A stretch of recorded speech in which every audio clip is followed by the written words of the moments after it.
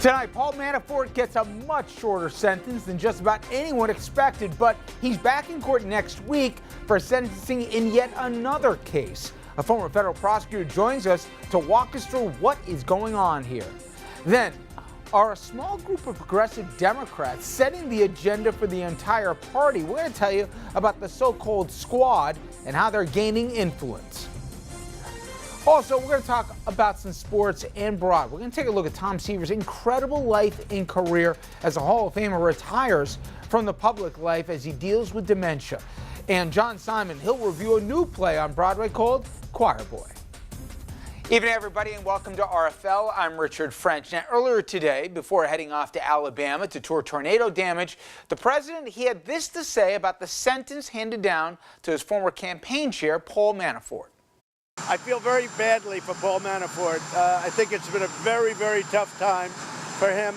But if you notice, both his lawyer, a highly respected man, and a very highly respected judge, the judge said there was no collusion with Russia.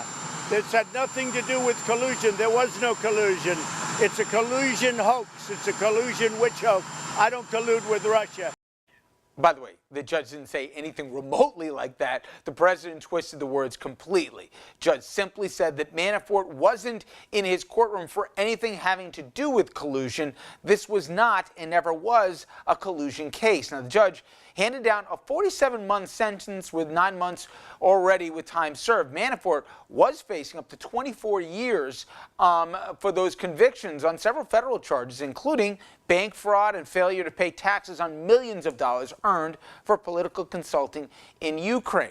Now, before handing down that sentence, Judge Ellis called 24 years, in his words, excessive. He also said Manafort had lived a, quote, otherwise blameless life, end quote. Judge also responded to critics who may feel that 4 years in prison is not a stiff sentence, saying the following, quote, if anybody in this courtroom doesn't think so, go and spend a day in the jail or penitentiary or the federal government. Spend a week there. He has to spend 47 months. Now, Manafort appeared in a wheelchair wearing a green jumpsuit. He's suffering from gout and other ailments. Before sentencing, he said he felt humiliated and asked the judge for compassion, but he notably did not apologize. The judge jumped on that, saying, quote, I don't have any doubt that what you said was genuine, but I was surprised. I didn't hear you express regret for engaging in wrongful conduct. That doesn't make any difference to the judgment, but I hope you will reflect on that and that your regret will be that you didn't comply with the law. Manafort, he will be at a different federal courthouse on Wednesday, that to receive his sentence for a separate case for conspiracy and witness tampering charges. He faces up to 10 years on that one. Joining us now, former federal prosecutor Gene Rossi. He has tried cases before Judge Ellis. I'm curious, Gene, you know this judge. Were you A, surprised by the verdict, and an otherwise blameless life? Give me a break. Let's put it this way. I appeared in front of Judge Ellis, Richard, for 20 years. I had 7 trials. And going before Judge Ellis is like being a Marine going to Paris Island.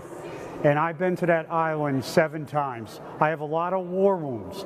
I am not surprised by the comments of Judge Ellis. I'm actually not surprised by the sentence. I don't agree with him, though. And here's why.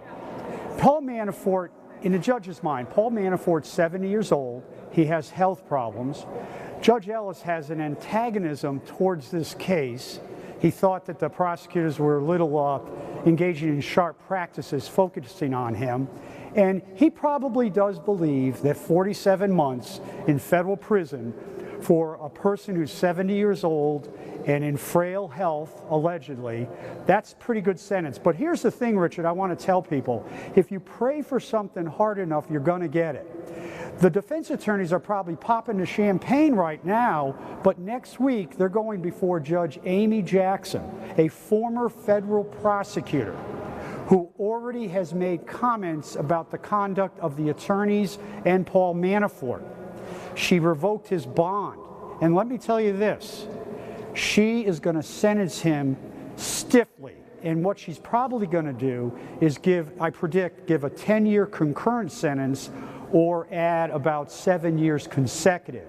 She's not going to play nice. I respect her a lot, but the lenient sentence that Judge Ellis gave may embolden her to give a tougher sentence because she doesn't believe the baloney that has been coming out of Paul Manafort, who did not take responsibility and lied like a rug to the federal prosecutors. Hey, Gene, do a little one-on-one for us. When we hear about a concurrent sentence, explain the distinction here between that and a consecutive sentence, how the math works. Yeah.